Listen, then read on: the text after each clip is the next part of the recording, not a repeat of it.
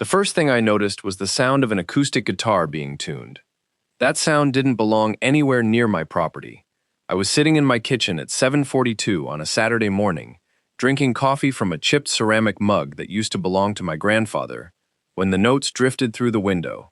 My house sits about 80 yards from the old feed store, and the feed store has a loading dock that faces the county road. I hadn't used that dock for anything serious in 3 years, not since I shut down the last of the grain storage operations. But it was still my dock. The concrete was cracked in 3 places. The metal roll-up door had rust along the bottom edge, and the wooden ramp was weathered to a silver-gray color that reminded me of driftwood. I knew every inch of that structure because I'd helped my grandfather rebuild the support beams when I was 17 years old. I set my coffee down and walked to the front door. The morning air was cool, maybe 58 degrees, and the sun was just starting to burn off the mist that hung over the lower pasture. I could hear more than just the guitar now. There were voices, multiple voices, and the clatter of what sounded like folding tables being set up. I walked around the side of the house and stopped at the corner of the old tractor shed. The loading dock was no longer empty. Someone had erected a portable canopy over the concrete platform, a white canopy with scalloped edges that fluttered in the breeze. Underneath the canopy stood a woman I didn't recognize, holding a clipboard and directing 2 men who were positioning a small PA system near the edge of the dock. The guitar player was sitting on a folding stool near the roll-up door, and he had a small amplifier plugged into an extension cord that snaked across the dock and disappeared around the corner of the feed store. I didn't know where that cord was plugged in, but I had a sinking feeling it was connected to the exterior outlet on the south wall of the building. My outlet, my electricity. I stood there for maybe 30 seconds, processing the scene, before the guitar player looked up and saw me. He stopped tuning and raised a hand in a friendly wave. "Hey, good morning. You here for the market? We're still setting up, but the vendors should be here by 8. I walked closer, my boots crunching on the gravel. "I'm not here for the market. I live here. This is my property." The guitar player's smile flickered, and he glanced toward the woman with the clipboard. She had noticed me now. She was maybe 50 years old, with short blonde hair styled in a way that suggested regular salon appointments, and she was wearing a crisp white blouse with a name tag pinned to the collar. The name tag read, Karen Whitmore, HOA Market Director. She walked to the edge of the dock and looked down at me with an expression that was equal parts polite and dismissive. "Can I help you?" she asked. "You're on my loading dock," I said. "This is private property." Karen Whitmore smiled, but it didn't reach her eyes. "Oh, you must be the owner of the old feed store. We sent a notice about the farmer's market 2 weeks ago. The HOA board approved the use of this structure for market operations. It's community-facing, it's accessible from the road, and it's perfect for our stage and vendor check-in area." I felt a cold knot tighten in my stomach. I never received any notice, and I never gave permission for anyone to use my dock. Karen's smile didn't waver. "Well, the board determined that the loading dock falls within the community infrastructure guidelines. It's been unused for years, and the market is a community benefit. I'm sure we can discuss any concerns you have after today's event. Right now, we have vendors arriving in 20 minutes. She turned away from me and started giving instructions to the men with the PA system. The guitar player looked uncomfortable and busied himself with his set list. I stood there for a long moment, feeling the gravel under my boots and the cool morning air on my face, and I made a decision. I didn't argue. I didn't raise my voice. I walked back to my house, went straight to my office, and opened the bottom drawer of my filing cabinet. Inside was a folder that my grandfather had given me 15 years ago, along with the deed to the property. The folder was manila, worn at the edges, and labeled in his handwriting, Freight Easement, Original Docs. I pulled it out and set it on my desk. I didn't open it yet. I just looked at it for a moment, remembering the conversation we'd had when he handed it to me. "This piece of paper is worth more than the building itself," he'd said. "Don't ever lose it." I heard the first car pull up outside, the crunch of tires on the gravel lot next to the feed store. A produce vendor, probably, with crates of tomatoes and zucchini. The market was starting. I picked up my phone and called my cousin Lena. She co-owned the feed store with me, a 50-50 split that we'd inherited when our grandfather passed. She answered on the third ring. "Lena, we have a situation at the dock. The HOA is running a farmer's market on our loading platform." There was a pause. "They're doing what?" "You heard me. There's a woman named Karen Whitmore out there with a clipboard and a PA system. She says the HOA board approved it. Lena's voice went flat. I'll be there in 30 minutes. Don't let them move anything else onto the property. I hung up and looked out the window. More cars were arriving now. I could see a woman unloading jars of honey from the back of a minivan, and a man setting up a tent with a sign that read, Organic Greens. The guitar player had started a sound check, and his voice echoed across the lot. Karen Whitmore was standing at the edge of the dock, greeting vendors with a bright smile and checking names off her clipboard. She had no idea that the document sitting in my filing cabinet would end her entire claim. Before I explain what happened next, tell me where you're watching from. I'm going to walk you through every detail of this disaster. From the first guitar chord to the moment the county clerk handed Karen a copy of the freight deed and watched her face collapse. My name is Morgan Calloway. I'm 34 years old, and I work as a logistics coordinator for a regional shipping company. It's a job that requires patience, attention to detail, and a deep understanding of how freight moves from point A to point B. Those skills turned out to be surprisingly useful when dealing with an HOA that didn't understand property law. The feed store had been in my family for 3 generations. My great-grandfather built it in 1947, back when this part of the county was mostly farmland and the nearest town was a 40-minute drive on unpaved roads. He'd started with a small grain operation, selling feed to local dairy farmers, and over the years the business had grown to include a hardware section, a small veterinary supply counter, and the loading dock that served as the primary freight receiving point for the entire valley. The dock wasn't just a concrete platform. It was a commercial freight easement that had been recorded with the county in 1952, 5 years after the building went up.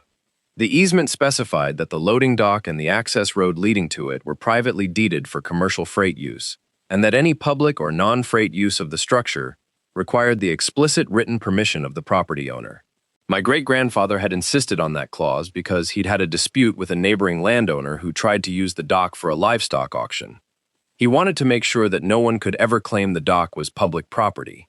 The easement had been renewed and reaffirmed in 1978 when my grandfather took over the business, and again in 2003 when the property was subdivided and the surrounding farmland was sold to a developer who built the HOA community.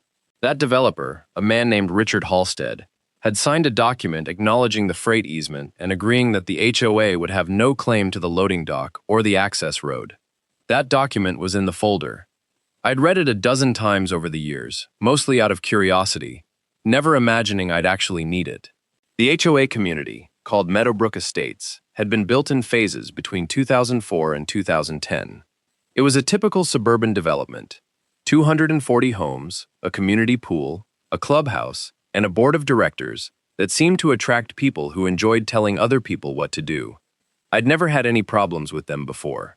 My house and the feed store were on a separate parcel that wasn't part of the HOA, and I kept to myself. I paid my property taxes, maintained my fences, and didn't bother anyone. The emotional anchor of this property, the reason I would never sell it and never let anyone take it from me, was my grandfather. His name was Ellis Calloway, and he'd raised me after my parents died in a car accident when I was 12. He taught me how to read a survey map, how to mix concrete, how to keep a ledger, and how to stand my ground when someone tried to push me around. He died 6 years ago, and I still missed him every single day. The feed store was closed now. The business shuttered after the big agricultural supply chains moved in and made small operations like ours obsolete. But the building was still standing, and the dock was still there, and I kept it maintained because it was part of my family's history. I'd been planning to convert the feed store into a workshop and storage space, maybe even a small retail space for local artisans. But that was a project for another year. Right now, I just wanted to drink my coffee in peace and not have a farmer's market operating on my grandfather's loading dock. The first violation happened exactly as Karen had described it. The HOA board, without consulting me or Lena, had decided that the loading dock was community-facing infrastructure that could be used for market operations. They'd apparently discussed it at a board meeting 3 weeks earlier, and Karen had been given the green light to organize the market. The problem was that no one on the board had bothered to check the property records. They'd assumed that because the dock was visible from the road and adjacent to the HOA community, it must be part of the common area. It was a lazy assumption, the kind of mistake that people make when they're used to getting their way. I walked back outside at 8:15, after Lena had arrived. She was standing near the tractor shed, arms crossed, watching the market activity with a look of cold fury. Lena is 2 years older than me, a structural engineer by training, And she has even less patience for bureaucratic nonsense than I do. There are at least 30 people here, she said. Vendors, customers, the guitar guy, and Karen, the clipboard queen. I counted 12 vehicles parked on the access road. The access road was also part of the freight easement. It was a gravel lane that ran from the county road to the back of the feed store, and it was clearly marked with a sign that said, "Private drive, no public access." Someone had taken the sign down. I could see it leaning against the side of the building, partially hidden behind a stack of wooden pallets. "They took down the sign," I said. Lena followed my gaze, and her jaw tightened. Of course they did. I walked toward the dock, and this time Karen saw me coming. She stepped down from the platform and met me on the gravel, her clipboard pressed against her chest like a shield. "I was hoping we could have a productive conversation," she said. "I understand you're upset, but the market is already underway, and I think we can find a solution that works for everyone." "The solution is that you pack up your market and leave my property," I said. "You don't have permission to be here." Karen's smile tightened. "As I mentioned earlier, the HOA board has determined that this structure falls within our community infrastructure guidelines. We have the authority to utilize it for community events. Show me the document that gives you that authority," I said. Karen blinked. "I'm sorry? Show me the deed, the easement, the covenant, the board resolution, whatever piece of paper you think gives you the right to use my loading dock. I'll wait." She didn't have it. I could see it in her eyes, the flicker of uncertainty that she quickly masked with indignation. "I don't have the documentation with me, but I can assure you that the board's legal counsel has reviewed the matter." "Then your legal counsel made a mistake," I said. "This dock is privately owned, and it's part of a recorded freight easement that prohibits public use without owner permission. You're trespassing." Karen's expression shifted from polite to patronizing. "I think you're overreacting. This is a small community farmers market. It's not hurting anyone. In fact, it's bringing business to the area and creating a sense of community. Surely you can see the benefit in that." "The benefit doesn't matter," I said. "The law matters, and the law says you can't use my property without my permission." Karen sighed, the kind of sigh that people use when they're dealing with someone they consider unreasonable. "Look, I understand that you have concerns, but the market is happening today. We can schedule a meeting with the board next week to discuss the long-term situation. For now, let's just be good neighbors and let the event proceed." I looked past her at the market. The guitar player was singing a folk song about sunshine and rain. A woman was selling homemade candles at a table near the roll-up door. A man was handing out samples of goat cheese. It all looked very charming and community-oriented, and I could see why people might think I was being difficult. But none of those people owned this dock. None of them had poured concrete with my grandfather, or repaired the support beams, or paid the property taxes for the last 15 years. "I'm going to give you one chance to do this the easy way," I said. "Pack up your market and leave. If you don't, I'll pursue every legal remedy available to me, and I promise you won't like the outcome." Karen's smile finally disappeared. "Are you threatening me?" "I'm informing you," I said. "You have until noon." I turned and walked back to the house, with Lena falling into step beside me. "She's not going to leave," Lena said. "I know," I said. "That's the point." The escalation started exactly as I expected. Karen didn't pack up the market. Instead, she called the HOA board president, a man named Gerald Forsyth, who arrived at 9:30 in a white Mercedes SUV. Gerald was in his 60s, with silver hair and the kind of tan that comes from golfing 3 times a week. He was wearing a polo shirt with the Meadowbrook Estates logo embroidered on the chest, and he carried a leather portfolio that probably contained the HOA covenants and bylaws. He approached me with the confidence of someone who had never lost an argument in his life. "Mr. Calloway, I'm Gerald Forsyth, president of the Meadowbrook Estates HOA board. I understand there's been a misunderstanding about the farmers market." "There's no misunderstanding," I said. "Your market director is trespassing on private property." Gerald opened his portfolio and pulled out a printed map. It was a satellite image of the area, with the HOA boundaries marked in red and the feed store property marked in blue. The loading dock was circled in yellow highlighter. "According to our plat map, the loading dock is situated on a parcel that falls within the HOA's community infrastructure zone.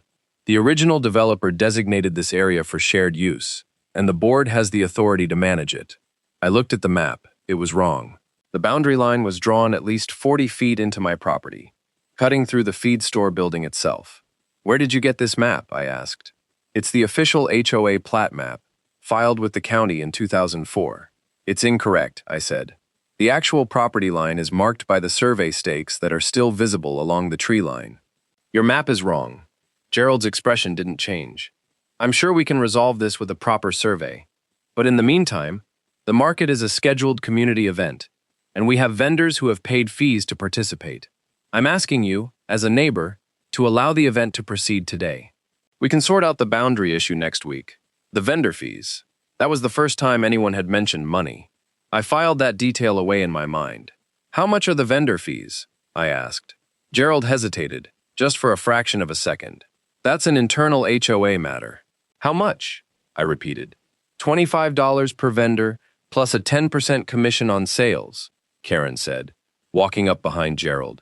She had apparently been listening. The fees cover market operations, promotion, and the use of the facility. The use of the facility. My facility. So you're charging vendors to use my property and you're keeping the money, I said. That's not just trespassing. That's commercial exploitation of private property without permission. Gerald's face reddened. That's a very uncharitable characterization. The HOA is providing a community service. The HOA is running a business on my land, I said, and I want it to stop.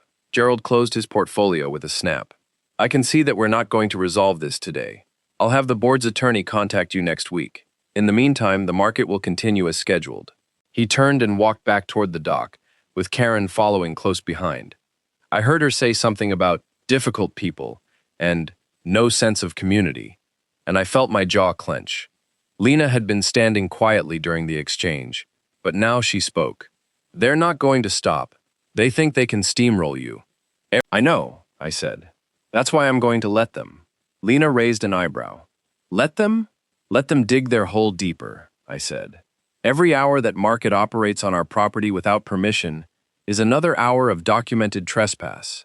Every dollar they collect in vendor fees is evidence of commercial exploitation. They're building the case against themselves.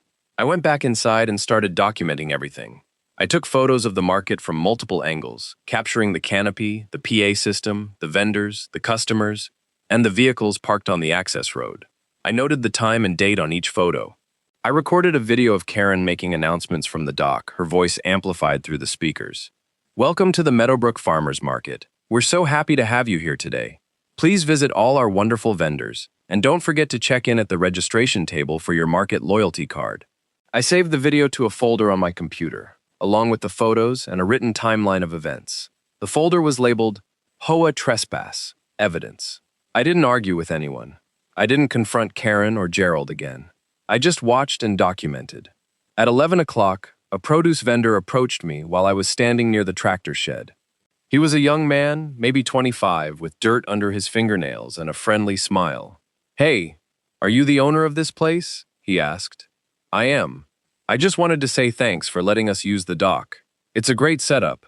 The market manager said the HOA arranged everything. The HOA didn't arrange anything, I said.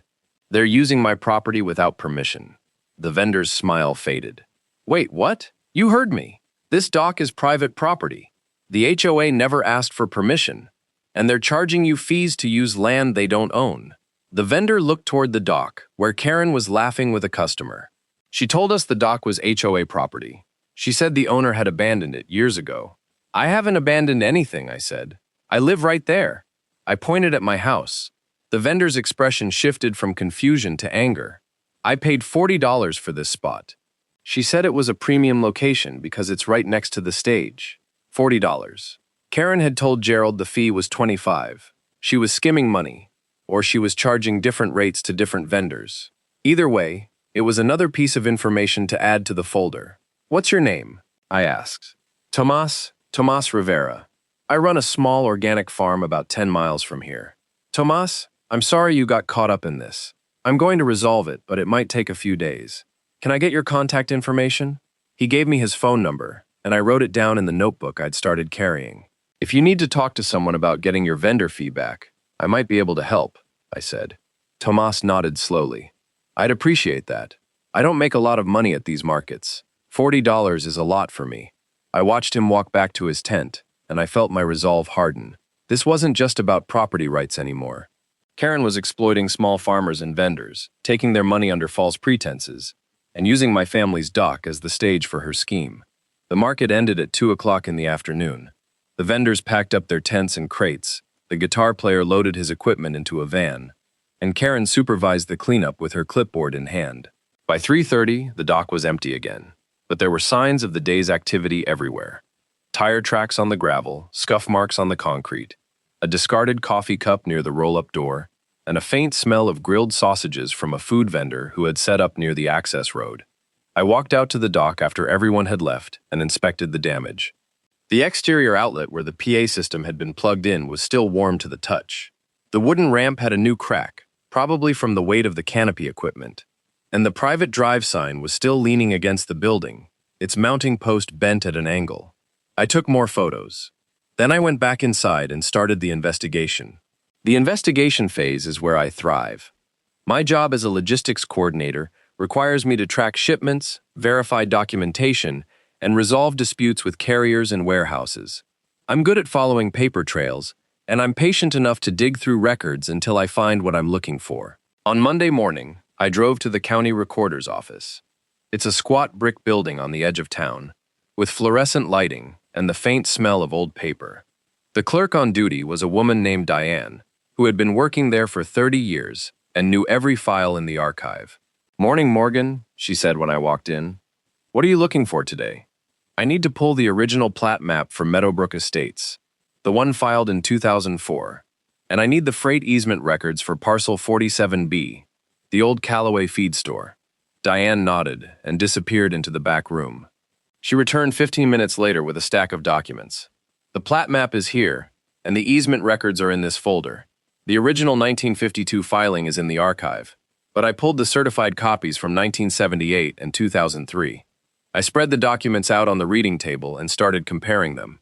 The Meadowbrook Estates plat map was the same one Gerald had shown me, with the incorrect boundary line that cut through my property. But when I overlaid it with the official county survey from 2003, the discrepancy was obvious. The county survey showed the property line running along the tree line, exactly where the survey stakes were located. The HOA map had shifted the boundary by 40 feet, absorbing the loading dock and part of the feed store into the HOA's claimed area. I looked at Diane. "Is the HOA map the one on file with the county?" Diane checked her computer. "Yes, that's the one they submitted in 2004. But it's not the legal boundary. The legal boundary is determined by the survey, not by the HOA's plat map. The plat map is just a planning document. So the HOA's map is wrong. Technically, yes, but unless someone challenges it, it's the map they use for their internal governance." I made copies of everything: the county survey, the HOA plat map, the freight easement records, and the 2003 document signed by Richard Halstead acknowledging that the loading dock was private property. Then I drove to the office of my attorney, a woman named Elaine Park. Elaine is in her 50s, with sharp eyes and a no-nonsense demeanor. She's handled property disputes for my family before, and she knows the local real estate laws better than anyone. I laid out the situation for her, showing her the photos, the video, and the documents. Elaine listened without interrupting, and when I finished, she leaned back in her chair and smiled. "This is one of the cleanest cases I've ever seen," she said. "The freight easement is ironclad. It's been reaffirmed twice, and the developer's acknowledgement is on file. The HOA has no claim to that dock, and their use of it for a commercial market without your permission is a clear violation of property law." "What about the vendor fees?" I asked. "That's even worse for them. They're collecting money for the use of property they don't own. That's fraud, Morgan. If the vendors wanted to pursue it, they could file a class action complaint." "I don't want to destroy the HOA," I said. "I just want them to stop using my dock and pay for the damage they've caused." Elaine nodded. "We can start with a cease and desist letter. If they ignore it, we can file for an injunction. And if they still don't comply, we can sue for damages, including the vendor fees they collected and the cost of repairing any damage to the dock." "How long will that take?" "The letter can go out today. If we need to file for an injunction, we can have a hearing within 2 weeks." I thought about it. 2 weeks was fast, but it still gave the HOA time to hold another market, and I had a feeling Karen wasn't going to wait 2 weeks. "Send the letter," I said. "But I want to do something else too." I told Elaine my plan. She listened, and her smile widened. "That's devious," she said. "I like it." The next market was scheduled for the following Saturday. Karen had posted about it on the HOA's community Facebook page, along with photos from the first event. The post had dozens of comments from residents praising the market and thanking Karen for her hard work. Such a wonderful addition to our community. The fresh produce was amazing. Can't wait for next week. I read the comments with a strange sense of detachment. These people had no idea that the market was operating on stolen property. They thought Karen was a community hero. I didn't post anything in response. I didn't argue in the comments or try to correct the record. I just waited. On Wednesday, I received a certified letter from the HOA's attorney. It was a formal notice demanding that I cease interference with community events and warning that the HOA would pursue legal action if I continued to harass the market organizers. The letter cited the HOA's plat map as proof of their authority and claimed that the loading dock had been dedicated to community use by the original developer. It was a bluff, a poorly researched, legally baseless bluff. I forwarded the letter to Elaine, who laughed when she read it. They're citing their own plat map as legal authority. That's like citing your own diary as evidence in court. It doesn't work that way. On Thursday, I drove back to the county recorder's office and requested a certified copy of the freight easement with the county seal and Diane's signature. I also requested a certified copy of the 2003 developer acknowledgement. Diane prepared both documents while I waited, and I paid the $20 fee for each. "You're building quite a case," Diane said. "I'm just making sure the facts are clear," I said. On Friday, I called my cousin Lena and told her the plan. "Saturday morning, I want you at the dock by 7 o'clock. Bring your camera. We're going to document everything." "What about the county clerk?" Lena asked. "I already spoke to Diane. She's willing to come out and verify the documents in person. She said she's never been asked to do that before, but she's curious to see how it plays out." Lena laughed. "You're going to have a county clerk serve as a witness at a farmer's market takedown. That's incredible." "It's not a takedown," I said. "It's a clarification." Saturday morning arrived with a sky full of gray clouds and the smell of rain in the air. I woke up at 6, made coffee, and sat on my porch watching the access road. At 6:45, the first vehicle arrived, a white van with the Meadowbrook Estates logo on the side. Gerald Forsyth was driving, and Karen Whitmore was in the passenger seat. They parked near the dock and started unloading equipment. At 7 o'clock, the guitar player arrived. It was the same musician from the previous week, a man in his 30s with a beard and a gentle demeanor. He saw me on the porch and hesitated, then walked over. "Hey, I'm sorry about last week. I didn't know the dock was private property. Karen told me the HOA had permission." "She lied," I said. "I figured. Look, I don't want any trouble. I'm just here to play music. What's your name?" "Eli. Eli Brennan." "Eli, I'm not going to cause trouble for you, but you should know that the market is operating illegally, and it's going to be shut down today. If you want to avoid being caught up in it, you might want to pack up and leave before things get complicated." Eli looked toward the dock, where Karen was directing the setup with her usual clipboard efficiency. "She's already paid me for today, $50. "I'll reimburse you," I said. "Just take your equipment and go." Eli thought about it for a moment, then nodded. "Okay, I don't want to be part of something shady." He walked back to the dock, unplugged his amplifier, and started packing his gear. Karen noticed immediately and hurried over. "Eli, what are you doing?" "The market starts in an hour. I'm leaving," Eli said. "I don't want to be involved in a property dispute." Karen's face flushed. "There is no property dispute. This is HOA property, and I need you to play." "Sorry," Eli said, and he continued packing. Karen turned and saw me on the porch. She marched toward me, her clipboard clutched in one hand and her eyes blazing. "What did you say to him? Did you threaten him?" "I told him the truth," I said. "The market is operating illegally on private property. He made his own decision." "This is harassment," Karen said. "I'm going to call the police." "Go ahead," I said. "I'll wait." She didn't call the police. Instead, she stormed back to the dock and started making phone calls. I could hear her voice rising and falling as she talked to someone, probably Gerald, who was now setting up the registration table near the roll-up door. By 7:30, the vendors were arriving. Tomas was among them, driving a pickup truck loaded with crates of vegetables. He saw me and gave a small nod, but he didn't stop to talk.